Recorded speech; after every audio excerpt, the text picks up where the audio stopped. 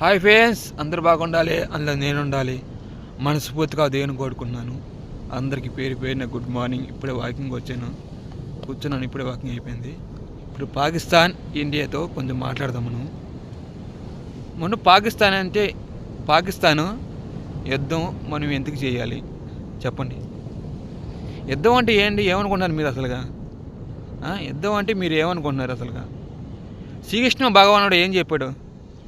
యుద్ధం ఎదురు పడితే యుద్ధం చేయమన్నారనే, ప్రతిదానికి బాంబులే చంపే ఏంట్రా?